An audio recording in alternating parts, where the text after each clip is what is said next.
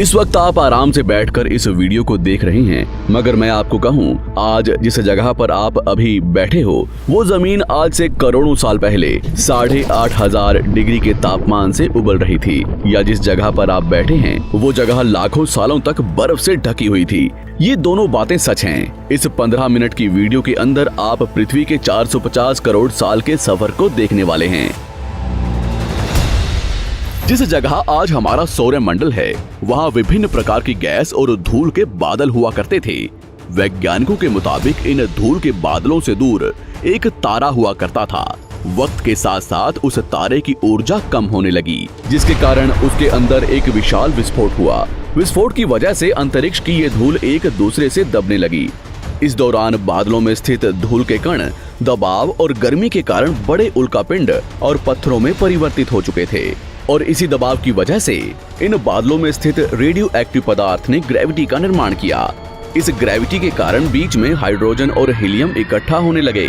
बीच के इस भयंकर दबाव के कारण एक विशाल विस्फोट हुआ, और इसी विस्फोट के कारण हमारे सूरज का जन्म हुआ।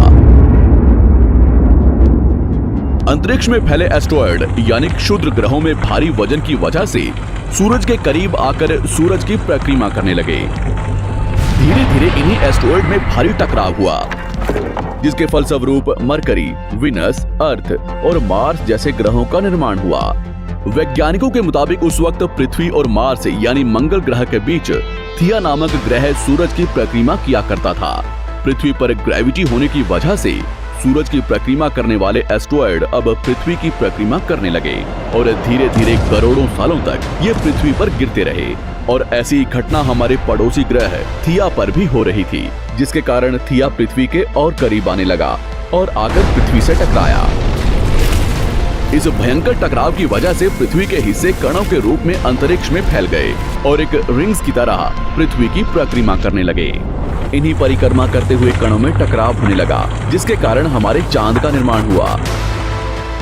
उस वक्त पृथ्वी पर सिर्फ एक ही समुद्र हुआ करता था, और वो था 1900 डिग्री सेल्सियस की तापमान पर उबलते हुए लावे का। उबल रही थी वो सारी चीजें जिसे आज आप अलग अलग नाम से जानते हैं। वक्त के साथ साथ पृथ्वी धीरे धीरे ठंडी हो रही थी, जिसके कारण पृथ्वी के भारी तत्व जैसे धातु